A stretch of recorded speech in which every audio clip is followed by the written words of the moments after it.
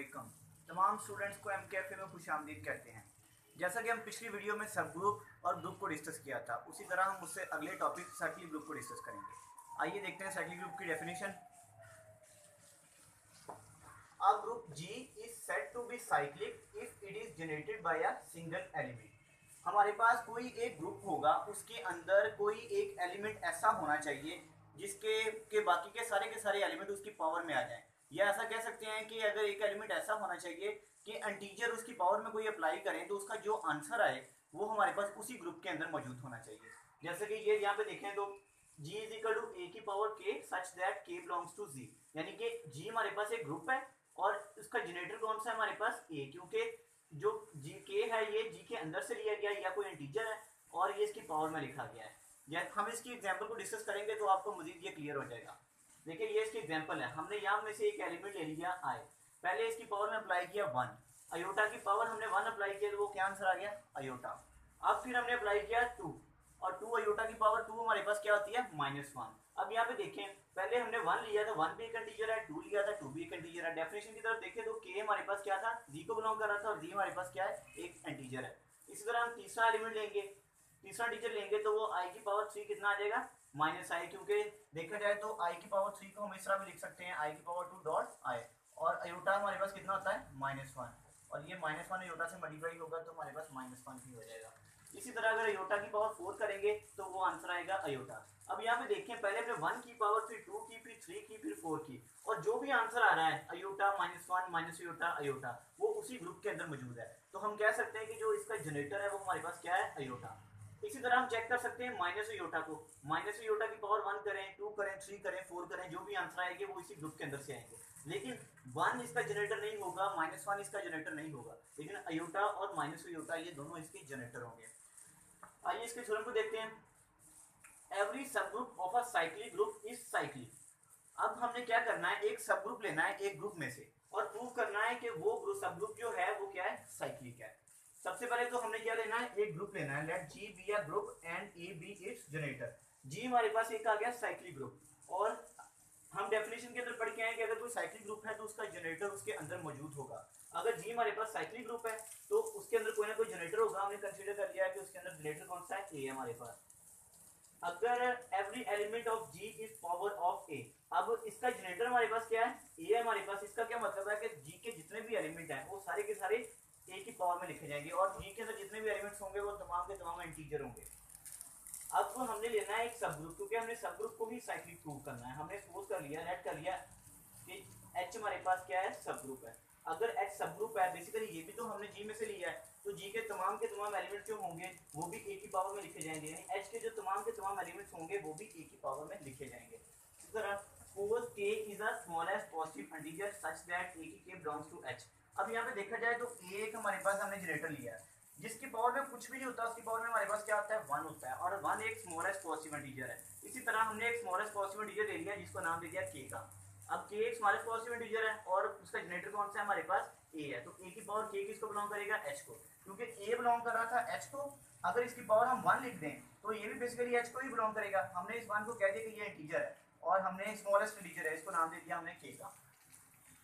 हमने प्रूव क्या करना है, प्रूव इसमें करना है कि h एक सब ग्रुप है, H एक साइक्लिक ग्रुप है।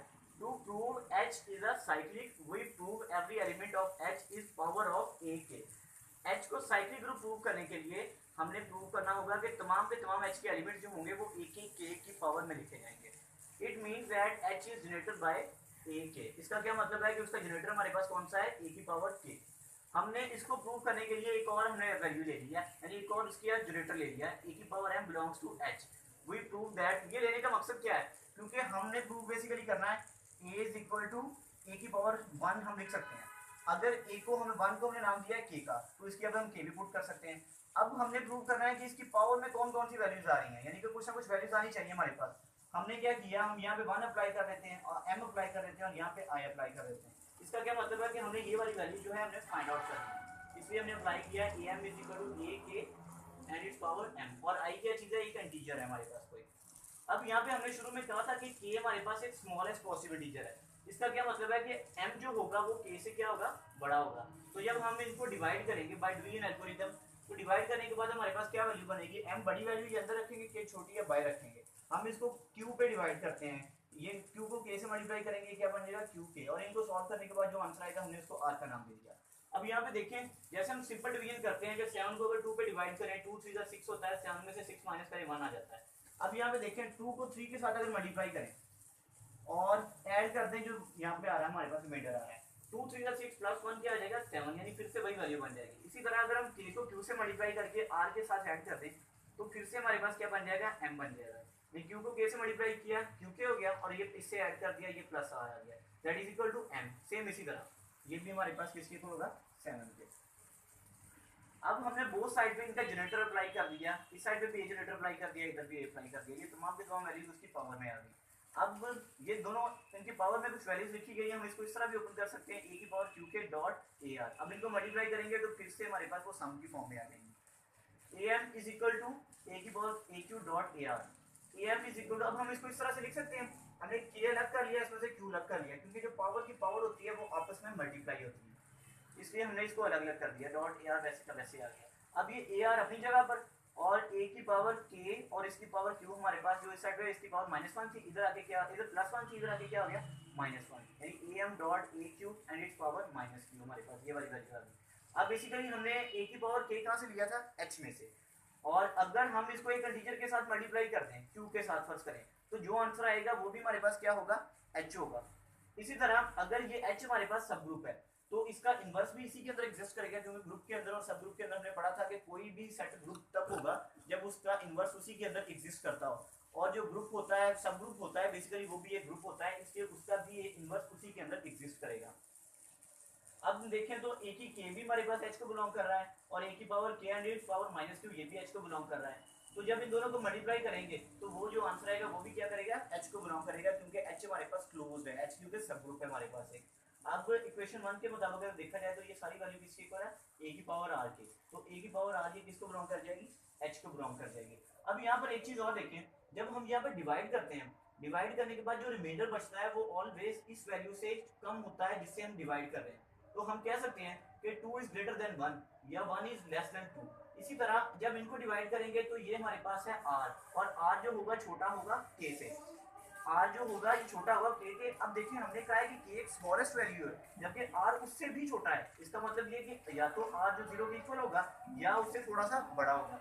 अब which is contradiction to k is smallest possible integer. अब ये उस बात की उल्ट आ रही है कि हमने कहा था कि k एक स्मॉलेस्ट पॉसिबल इंटीजर है, लेकिन यहाँ पे हम कह रहे हैं कि k जो है r से बड़ा है, तो ये चीज तब पॉसिबल होगी अगर r 0 के इक्वल आ जाए, क्योंकि k हमारे पास एक इंटीजर है 1 है, और ये तब r से बड़ा होगा जब r हमारे पास क्या होगा 0 होगा या 0 के करीब तरीन होगा, इसलिए हम यहाँ पे अप्लाई कर देंगे r इज इक्वल टू 0। अब ये वाली हमारे पास इक्वेशन थी a की power m is equal to a की पावर q के प्लस r। अब यहाँ पर इसकी वैल्यू पुट कर देंगे r की वैल्यू क्या है हमारे पास 0, am is equal to a की पावर q के, ये बच जाएगा हमारे पास।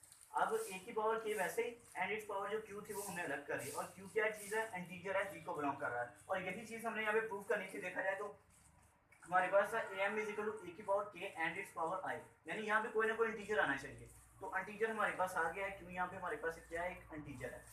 तो am belongs to h generated by ak, am हमारे पास h को बिलोंग कर रहा है, और इसका जनरेटर हमारे पास कौन सा है, a की पावर k, और h हमारे पास इससे क्या साबित हो रहा है, एक साइक्लिक सबग्रुप है, क्योंकि h के अंदर कोई ना कोई जनरेटर मौजूद है। इसी तरह आपको मजीद वीडियोस हम अपलोड करते रहेंगे। अगर आप चाहते हैं कि आपको हमारे चैनल की अपडेट्स मिलती रहे तो आप हमारी वीडियोस को लाइक करें और हमारे चैनल को सब्सक्राइब करें। खुदा हाफिज़।